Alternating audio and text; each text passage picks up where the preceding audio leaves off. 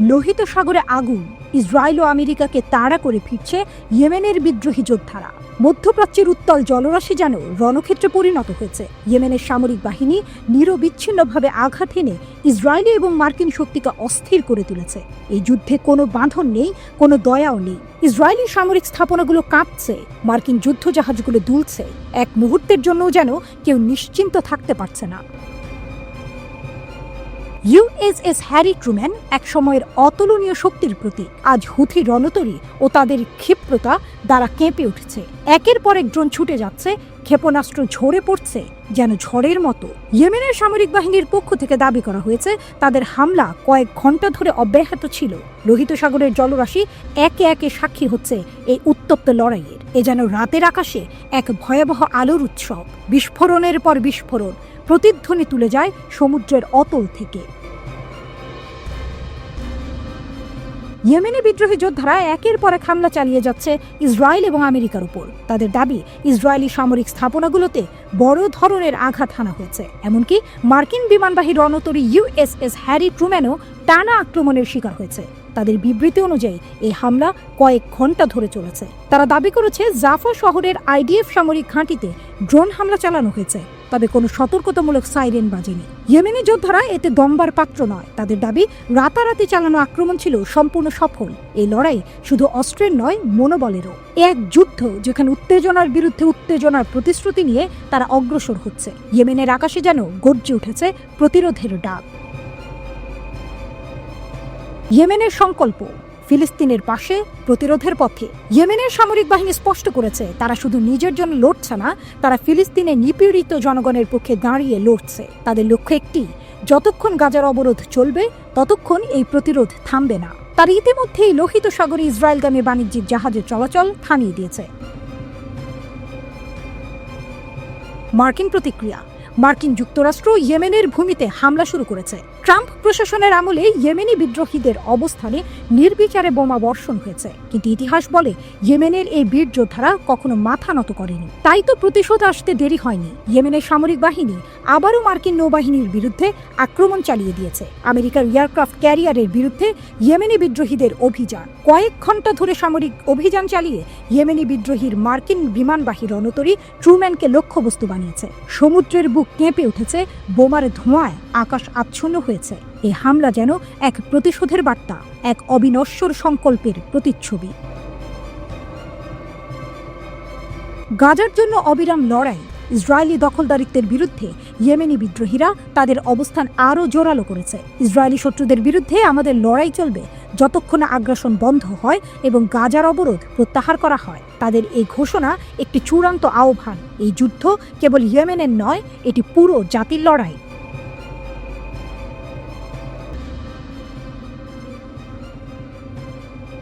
মধ্যপ্রাচ্যের প্রতাপশালী দেশ ইরানের দিকে, যুদ্ধের ছায়ায় মোড়ানো উত্তপ্ত আকাশের নিচে, যেখানে সামরিক কৌশল ও ক্ষমতার লড়াই নিরন্তর, সেখানে ইরান এবার আরও একবার তার শক্তির জানান দিল। ভূগর্ভে লুকিয়ে থাকা এক বিশাল সামরিক নগরী, যার প্রতিটি সুড়ঙ্গ এক একটি রহস্যের চাবিকাঠি, তার দ্বার এবার উন্মোচিত হয়েছে বিশ্বের সামনে। ইরানের রাষ্ট্রীয় গণমাধ্যম এক মনোমুগ্ধকর ভিডিও প্রকাশ করেছে। এক দীর্ঘ সংকীর্ণ সুড়ঙ্গ, যার দেয়াল ঘেঁষে দাঁড়িয়ে আছে অজস্র যুদ্ধাস্ত্র, প্রস্তুত আঘাত হানতে। এই সুড়ঙ্গের অন্ধকারকে চিরে দুই সামরিক নেতা এগিয়ে চলেছেন দৃপ্ত পায়ে, যেন যুগের প্রহরী। এরা আর কেউ নন, ইরানের সশস্ত্র বাহিনীর প্রধান major general Mohammad Hossain Bagheri এবং IRGC এরোস্পেস ফোর্সের কমান্ডার আহমেদ আলী হাজিজাদে, দুই মহিরুহ যারা ইরানের অস্ত্র কর্মসূচির কর্তা। তাদের চোখে যেন লেখা, যুদ্ধ আসুক, আমরা প্রস্তুত।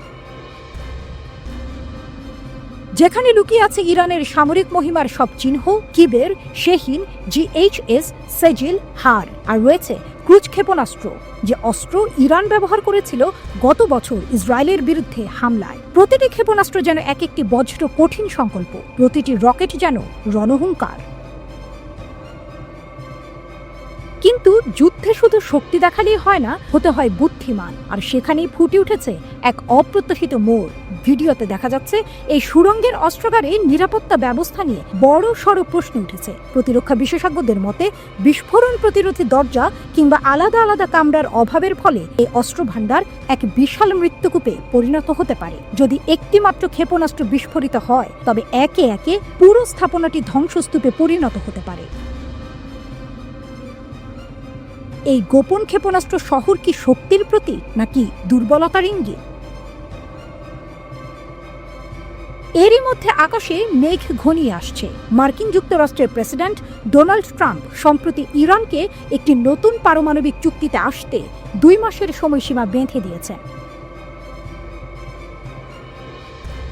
এখন ট্রাম্প শুধু হুঁশিয়ারি দিয়েই থামছেন না, ইয়েমেনি বিদ্রোহীদের সমর্থনের অভিযোগে ইরানকে হুঁশিয়ারি দিয়েছেন আরও কঠোর ব্যবস্থা নেওয়া। সঙ্গে সঙ্গে যুক্তরাষ্ট্র তার সামরিক শক্তি বৃদ্ধি করছে পশ্চিম এশিয়ায়। USS curl Vinson career strike group মোতায়েন করা হয়েছে, যোগ দিয়েছে ইউএসএস হ্যারি এস ট্রুম্যানের সাথে।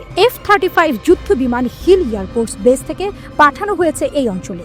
ভারত মহাসাগরের কৌশলগত অবস্থানে থাকা ব্রিটিশ দ্বীপ ডিওগা গার্সিয়ান মোতায়েন হয়েছে স্টেলথ বোমারু বিমান।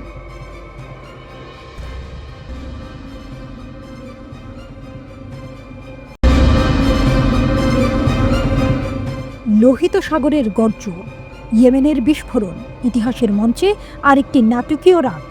সূর্য অস্ত যাচ্ছে, আকাশের লালাভ আভা ছড়িয়ে পড়ছে, আর সেই আভা যেন প্রতিচ্ছবি হয়ে ফুটে উঠছে যুদ্ধের ময়দানে।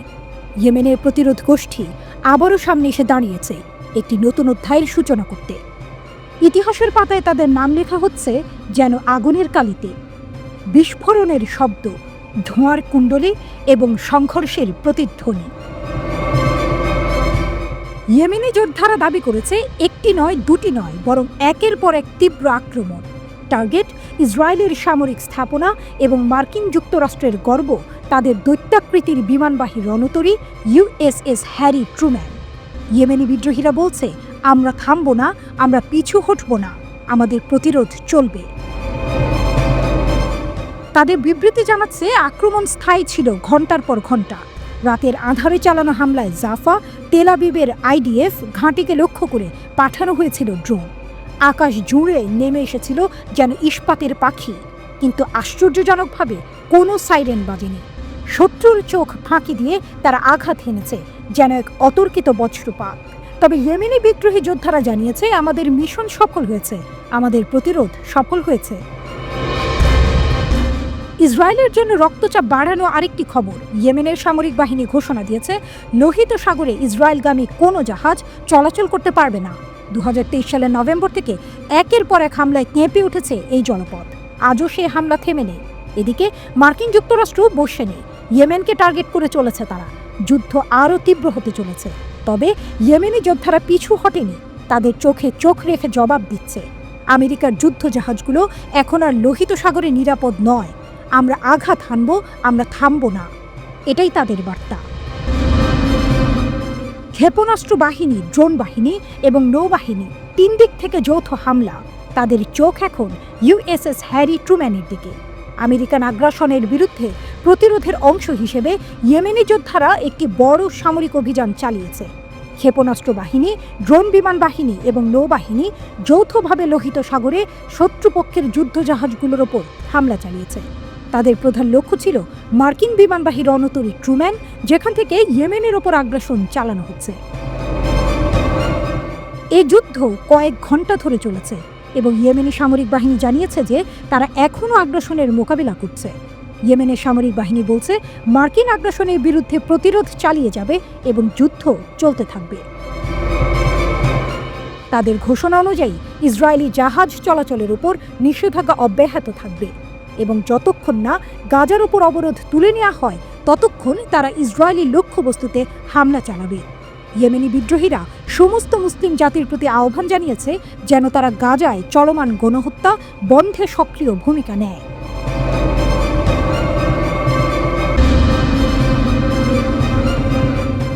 ঘড়ির কাঁটা যেন থমকে গেছে। ইতিহাসের পাতায় লেখা হচ্ছে নতুন অধ্যায়। প্রতিরোধের মশাল যেন আরও দীপ্ত হয়ে জ্বলছে। যুদ্ধের দামামা বেজে উঠেছে, দখলদার শক্তির বিরুদ্ধে প্রতিরোধের মঞ্চ প্রস্তুত। আর সেই মঞ্চের কেন্দ্রে দাঁড়িয়ে গর্জন করছেন ইরানের আইআরজিসির কুদস ফোর্সের কমান্ডার জেনারেল ইসমাইল কাদিমি। জানিয়ে দিলেন সামরিক অভিযানের মাধ্যমে ফিলিস্তিনের পাশে থাকবে ইরান। তিনি ঘোষণা করেছেন প্রতিরোধ বাহিনীকে শুধু নীতিগত নয়, সামরিকভাবেও সর্বোচ্চ সমর্থন দেবে ইরান। দ্য ট্রু প্রমিসের মতো অভিযান হবে ন্যায়ের পক্ষে জ্বলন্ত স্লোগান।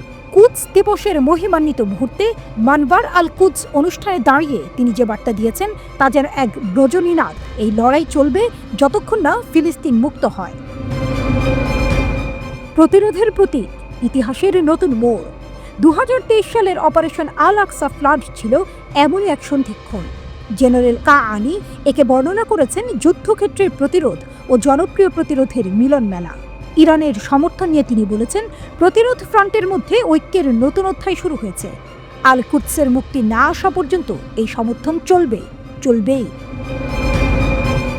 হামাস নেতা খলিল আল হাইয়াও এই বীরত্ব গাঁথার কথা বলেছেন। তিনি বলেন, এ এক নতুন অধ্যায়, এক নতুন ফিলিস্তিন যে আর কখনোই মাথা নত করবে না। এই অভিযানে প্রতিরোধ বাহিনীর তীক্ষ্ণ পরিকল্পনা ও সাহসিকতা ইসরায়েলের সামরিক ও গোয়েন্দা ব্যবস্থাকে ধূলিসাৎ করেছে। প্রায় 1 শতাব্দীর অন্যায়ের জবাব যেন মিলেছে এক ধ্বংসাত্মক আঘাতে। ওয়াশিংটনের পূর্ণ সমর্থনে মাসের পর মাস ধরে দখলদার বাহিনী হত্যাযজ্ঞ চালিয়েছে। একের পর এক আগ্রাসন, বিধ্বস্ত বাড়িঘর, শোকার্ত জনতা। তবুও ফিলিস্তিনিরা নতি স্বীকার করেনি, বরং প্রতিরোধ আরও দৃঢ় হয়েছে, আরও অবিচল হয়েছে। হাইয়া বলেন, দখলদার শক্তি মনে করেছিল তারা ইতিহাসের নিয়ন্ত্রক, কিন্তু তারা ভুল। আসল ইতিহাস রচনা হচ্ছে গাজার অলিগলিতে, পশ্চিম তীরে, লেবাননের পাহাড়ে, ইয়েমেনের ময়দানে, ইরাকের রাস্তায়। আজ প্রতিটি যোদ্ধা একত্রিত হয়ে এক লক্ষ্য নিয়ে, মুক্তি। ফিলিস্তিনি ইসলামিক জিহাদের মহাসচিব জিয়াদ আল নাখালাহ বলেন, আল কুদস শুধু একটি শহর নয়, এটি মুসলিম উম্মার ঐক্যের প্রতীক। তিনি শহীদদের সম্মান জানিয়ে বলেন, তারা অকুতোভয়, তার ইতিহাস গড়ে গেছেন, তারা প্রতিরোধের প্রতীক হয়ে বেঁচে থাকবেন। তিনি আরও বলেন, ত্যাগের পরও আমাদের ঐক্য অটুট, প্রতিরোধ ফ্রন্ট অবিচল। আমাদের জনগণ তাদের ভূমির প্রতি অঙ্গীকারবদ্ধ এবং তারা দখলদার শক্তির ছায়াতলে বাঁচবে না। এ যেন নিছক একটি সংঘর্ষ নয়, এ এক মহাযুদ্ধের সূচনা। একদিকে দখলদার শক্তি যারা আধিপত্য বিস্তারের স্বপ্ন দেখে, অন্যদিকে নিপীড়িত জনগণ যারা স্বাধীনতার শপথ নিয়েছে। এই সংগ্রামে কেউ নিরপেক্ষ নয়, কেউ মাথা নত করেনি, কেউ হাত গুটিয়ে বসেনি। ইতিহাস বলছে, প্রতিটি সাম্রাজ্য একদিন ধূলিসাৎ হয়েছে। অন্যায়ের শক্তি চিরস্থায়ী নয়, প্রতিরোধের আগুন জ্বলছে। আল কুদসের জন্য, ফিলিস্তিনের জন্য, ন্যায় বিচারের জন্য।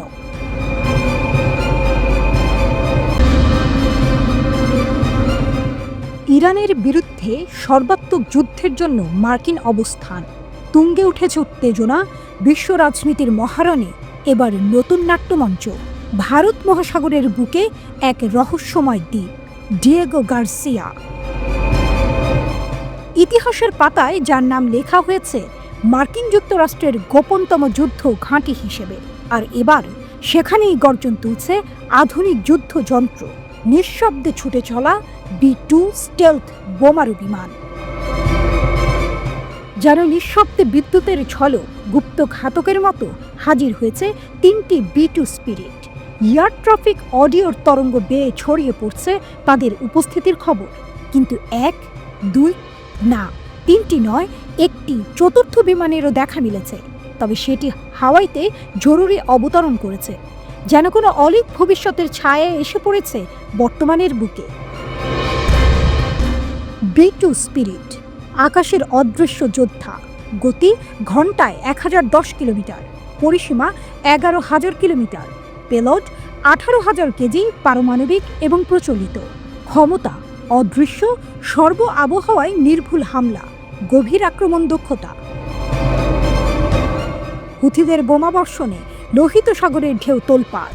গাজায় যুদ্ধবিরতি ভেঙে পড়ার সঙ্গে সঙ্গেই আকাশের বুকে নতুন করে আঁকা হচ্ছে ধ্বংসের মানচিত্র। ইরানের ছায়ায় বেড়ে ওঠা হুথিরা যেন নিশ্চিত্র রণনীতি বুনে চলেছে। ইরানের সরবরাহকৃত অস্ত্রে সজ্জিত হয়ে আর এরই মাঝে যুক্তরাষ্ট্রের এই সামরিক তৎপরতা যেন এক সতর্ক সংকেত, আবার একটি নতুন সংঘাতের বার্তা। প্রেসিডেন্ট ট্রাম্পের কণ্ঠে ধ্বনিত হয়েছে হুথিদের বিরুদ্ধে হুঁশিয়ারি, তার নেপথ্যে ইরানের ছায়া। এক দীর্ঘমেয়াদী দ্বন্দ্বের প্রেক্ষাপটে এই মোতায়েন কি কেবল শক্তি প্রদর্শনের মহড়া, নাকি এটি যুদ্ধের পূর্ণ প্রস্তুতি? ডিয়েগো গার্সিয়া যে দ্বীপে ইতিহাস লিখেছে একের পর এক সামরিক অভিযান, আফগানিস্তান, ইরাক আর এখন হয়তো ইরানের বিরুদ্ধে সম্ভাব্য আঘাত, তার দূরবর্তী অবস্থান এটিকে শত্রুপক্ষের ক্ষেপণাস্ত্রের নাগালের বাইরে রেখেছে। এক নিরাপদ আশ্রয়, এক সুদূর মহাসাগরের দুর্গ। এদিকে বাড়ানো হয়েছে মার্কিন বাহিনীর শক্তি, আকাশে ছুটে চলেছে অতিরিক্ত F-35A যুদ্ধ বিমান, যেন এক নিঃশব্দ রণসজ্জা।